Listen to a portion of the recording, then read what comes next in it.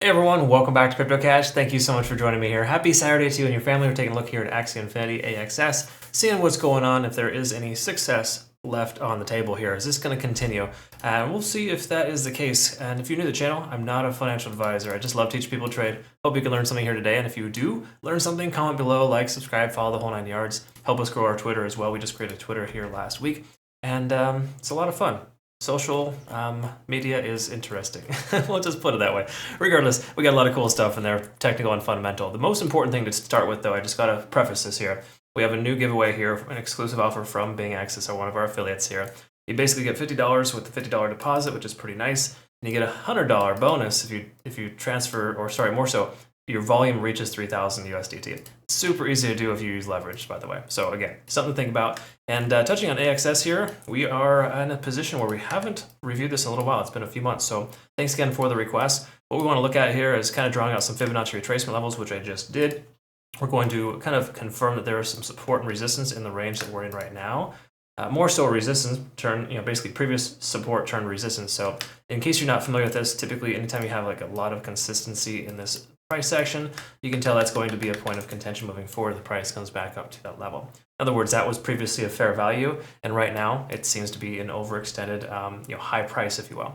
Right, and so typically the RSI will reflect that. You can see the RSI is on its way up. Money flow index is high, and we also got stochastics kind of converging here as well. So a lot of cool stuff here. There is a great chance we could see this continue. We just got to get through this $6.40 range, and then we should be in good shape. Okay, so you can kind of see that 639 to 650 is that resistance range. Okay, so all in all, looking pretty good. MACD is looking pretty strong there, still converging, of course.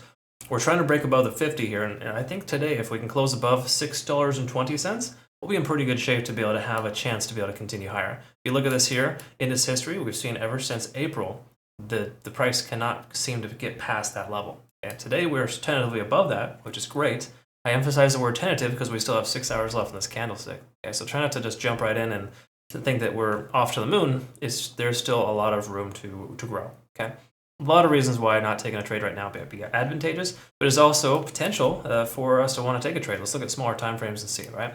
So on the 4 hour, take a look at the 4 hour time frame. We can kind of see here that the price action is doing pretty well here. Okay, now we've got a nice little healthy retracement to come back down and to leg up here. If we take a look at TD sequential, we are in overtime here. So this is a slight cause for concern. You got to keep in mind we did have some consolidation right here, so that's nice. But generally speaking, we're at a 9 plus 5 or 6. So in truth, we shouldn't experience much more upside, or at least if there is to be more upside, it would make a lot more sense for the price to pull back first before it does. Okay? Because again, we kind of got this little, it's not official, but we got this little cup and handle pattern here where the price action wants to break out. Okay? It's getting rejected here, which is standard for the very first attempt. In a couple of days, or at least that's actually more so a week. So 1 week's worth of trading here, the price comes back to retest that level, gets rejected. But there's a stronger probability we'll see the price continue higher because of that. This candlestick pattern is very, very obvious and typically a higher success rate, right? At least for breaking through. Now, good news is it broke through, but bad news is it's kind of pulled back already, and there's a lot of resistance. Okay, so again, there's a bit of both, I guess you could say. According to stochastics, we should experience pullback soon. We're rejecting off of 70 in the RSI. Those are standard resistance levels. With us being at a 9 hitting that level, it makes sense for the price to pull back than it would be to increase from here. Taking a look at the MACD, we can see it's still converging, but we're starting to plateau. It tells us that the room for growth is limited, but still potential, right?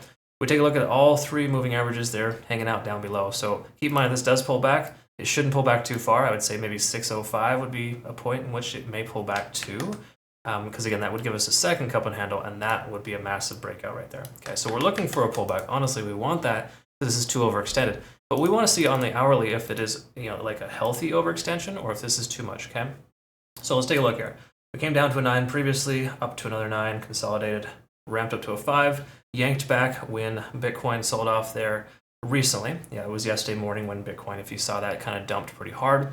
Price has continued up ever since. So it would make sense for the price to pull back, but we are at a 6 right now. There is potential for the price to continue higher from here before it were to retrace. Okay, so in general, we got about 4 more hours of potential upside before the price pulls back. So if the price doesn't, consolidate or hang out, just say at 650 or higher, then I would say today we should experience the price to pull back to somewhere in the range of 605.